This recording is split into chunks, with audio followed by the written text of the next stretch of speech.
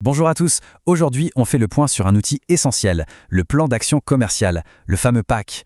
L'objectif c'est de bien synthétiser les concepts clés de la deuxième partie du cours pour que tout soit clair avant d'attaquer la suite. Allez, c'est parti. Alors, le plan d'action commercial, qu'est-ce que c'est exactement? Eh bien, c'est beaucoup plus qu'un simple papier. C'est vraiment la feuille de route stratégique de toute l'équipe commerciale. C'est ce qui assure que tout le monde rame dans la même direction en alignement parfait avec les grandes priorités de l'entreprise. Voilà le programme qu'on va suivre. On va décortiquer la construction d'un PAC en 5 grandes étapes logiques.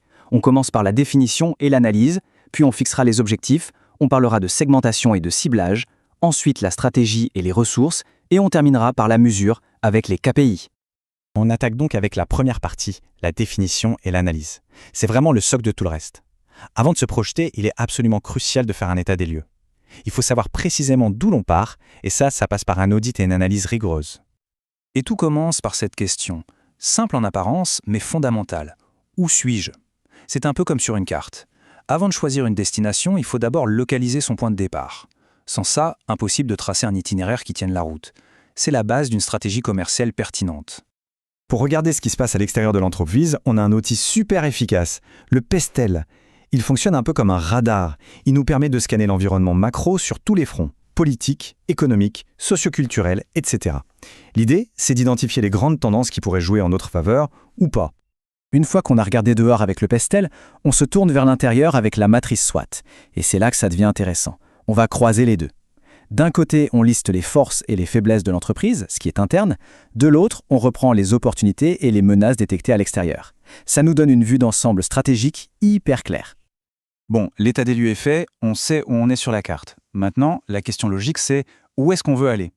On passe à l'étape 3, qui est absolument décisive, la définition des objectifs commerciaux. Pas de destination claire, pas de voyage. C'est aussi simple que ça. Et attention, quand on parle d'objectifs, on ne parle pas juste de chiffres balancés au hasard, non. Ces objectifs, c'est la boussole stratégique de l'entreprise. C'est ce qui va guider chaque décision, chaque action des équipes de vente et de marketing pour que tout le monde avance dans la même direction. Alors, comment on s'assure qu'un objectif est bon? On utilise l'acronyme SMART. C'est un excellent garde-fou. L'objectif doit être spécifique, pas vague, mesurable pour qu'on puisse suivre les progrès, atteignable sinon c'est démotivant, réaliste, c'est-à-dire pertinent pour l'entreprise, et enfin temporellement défini avec une date de début et de fin. Ok, on a la destination. Maintenant, il faut choisir les bonnes routes pour y arriver et surtout à qui on s'adresse. On ne peut pas viser tout le monde, c'est la meilleure façon de n'atteindre personne. C'est pourquoi on passe à la segmentation et au ciblage, on va identifier nos clients prioritaires. C'est un processus en 2 étapes très logiques. La première, c'est la segmentation. Imaginez qu'on découpe le grand gâteau du marché en plusieurs parts homogènes. La deuxième, c'est le ciblage.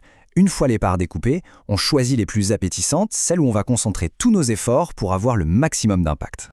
Et là, attention, il y a une distinction super importante à faire entre deux concepts, l'ICP et le buyer persona. L'ICP, le profil du client idéal, c'est l'entreprise cible. C'est, disons, l'immeuble qu'on veut viser. Le buyer persona, lui, c'est la personne qu'on veut convaincre à l'intérieur de cet immeuble. C'est la bonne personne derrière la bonne porte. Les deux sont essentiels. Alors, récapitulons. On sait d'où on part, où on va et qui on veut toucher. La grande question maintenant, c'est comment on y va? C'est l'objet de cette partie. Définir la stratégie, la proposition de valeur unique et bien sûr les ressources dont on aura besoin. Au cœur de la stratégie, il y a ce qu'on appelle l'USP, ou proposition de vente unique. En fait, elle doit répondre à une question toute simple que n'importe quel client se pose. Pourquoi est-ce que j'achèterais votre produit et pas celui d'à côté? C'est la raison qui fait toute la différence. Regardez FedEx par exemple. Leur promesse est limpide. Ce n'est pas juste « on livre des colis », c'est « quand ça doit absolument arriver demain ». Vous voyez, l'USP ici, c'est la garantie, la tranquillité d'esprit, la fiabilité à toute épreuve. Un autre exemple génial, c'est M&M's. Le chocolat qui fond dans la bouche, pas dans la main. C'est brillant. En une phrase, il communique une caractéristique unique du produit qui résout un petit problème que tout le monde connaît. C'est simple, mémorable et hyper efficace. Évidemment, une belle stratégie sans les moyens de la mettre en œuvre, ça ne sert à rien. C'est là qu'intervient la planification des ressources.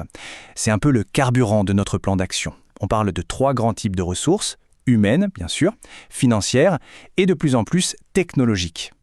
On arrive à la dernière étape et ce n'est vraiment pas la moins importante, bien au contraire. C'est l'étape de la mesure.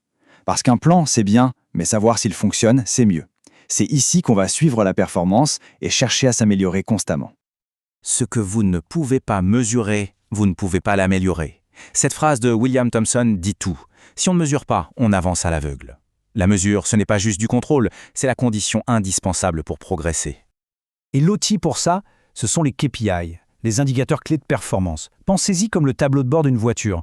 Ce sont les chiffres qui nous disent à quelle vitesse on avance, si on a assez de carburant, si le moteur tourne bien. Bref, ils permettent de piloter l'action commerciale en se basant sur des faits. Et c'est là qu'on comprend que le PAC n'est pas un document qu'on écrit une fois et qu'on range dans un tiroir. Pas du tout, c'est un processus vivant, un cycle qui ne s'arrête jamais. La roue de Deming le montre très bien, avec ses 4 phases: planifier, développer, contrôler et agir. On planifie, on teste, on mesure l'écart avec les prévisions et on ajuste. Et on recommence. Et ce cycle d'amélioration continue, c'est la transition parfaite vers la suite de notre programme, la partie 3. Maintenant qu'on a posé le cadre stratégique, on va pouvoir plonger dans le concret, les différentes stratégies d'approche commerciale et d'acquisition. Le travail de préparation est fait, place à l'action.